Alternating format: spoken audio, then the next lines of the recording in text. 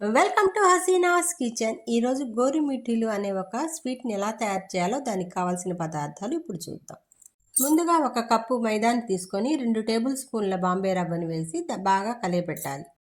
దీంట్లోకి సోడా ఉప్పు, baking soda 2 వేయాలండి. 2 ఒక half table spoon baking powder, ఒక పించ్ వచ్చి సోడా ఉప్పు వేస్తే సరిపోతుంది.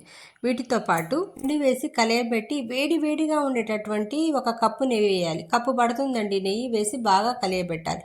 చక్కగా ఇలా కలిపేసుకోవాలన్నమాట. కలిపినప్పుడు ఇలా పిండి ముద్ద చేసినప్పుడు ముద్దగా రావాలన్నమాట. ఇలా వచ్చినప్పుడు మాత్రమే మనకు స్ట్రక్చర్ బాగా వస్తుంది. లోపల వరకు బాగా పాకాన్ని పీల్చుకొని ఎంతో టేస్టీగా తయారవుతుంది. అది కప్పు వాటర్ పడతాయండి. దీంట్లో ఎక్కువగా వాటర్ పట్టవన్నమాట. చూసుకుంటూ కలుపుకోవాలి. కొంచెం వేస్తూ కలుపుకోవాలి. ఇలా నేను చూపించిన విధంగా గట్టి డోను కలుపుకోవాలి. గట్టి డో కలుపుకొని కొంచెం సేపు పాటు దాన్ని ఎలా రెస్ట్ ఇవ్వాలి. అలా ఇచ్చినప్పుడు బాంబే రవ్వ కూడా దాంట్లో బాగా ఉబ్బుతుంది అనమాట. నాని చక్కగా ఇలా వస్తుంది. చూసారు కదా ఎంత సాఫ్ట్గా వచ్చింది. ఇలా రావాలి. కానీ నూనె కానీ వేసి కలుపుకోవచ్చండి. దానికి ఏం ప్రాబ్లం లేదు. నెయ్యి టేస్ట్ కోసం మాత్రమే. ఇలా చక్కగా నేను చూపించిన విధంగా ఉండని తీసుకొని సిలిండర్ షేప్లో చేసుకొని ఈ విధంగా గోరుమిటీలు ఇలా ఒత్తుకోవాలన్నమాట. అంటే గోరు ముద్రలు పడాలి. ఇలా చక్కగా ఇలా చేస్తే చక్కగా వస్తాయి అన్నమాట. ఈ విధంగా వస్తే సరిపోతుంది. ఆ విధంగా కూడా ఎలా చేయాలో చూపిస్తాను. ముందు ఇలా చేసేసిన తర్వాత ఇలా వంపుగా తిప్పుకుంటే సరిపోతుంది. ఇలా గోరు ముద్రలు అట్లా వస్తే సరిపోతుంది. ఇంకా రెండో విధానం ఏంటంటే మనకి గవ్వలు చేసే చెక్క ఉంటుంది కదా, నిలువుగా కాకుండా అడ్డంగా పెట్టి చేయాలి.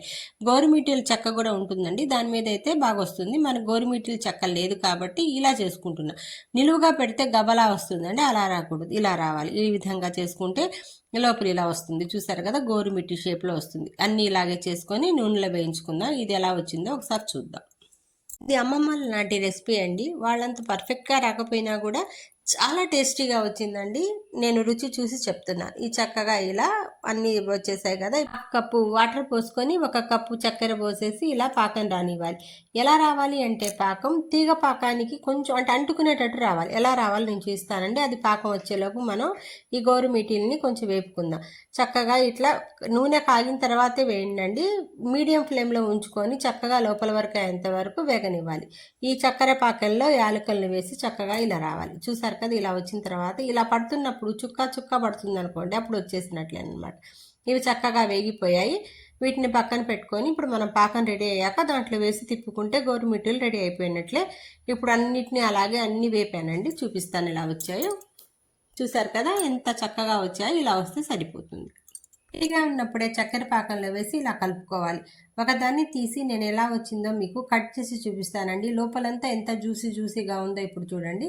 ఒకదాన్ని కట్ చేద్దాము. కట్ చేసిన తర్వాత చూడండి చాలా దగ్గరగా చూపిస్తున్నాను. ఎంత జ్యూసీగా ఉందో కదా, అంతే టేస్టీగా ఉందండి. ఆలస్యం ఎందుకు, ready to eat. Thank you for watching. మరిన్ని ఇంట్రెస్టింగ్ వీడియోస్ కోసం చూస్తూనే ఉండండి హసీనా స్పైసీ కిచెన్.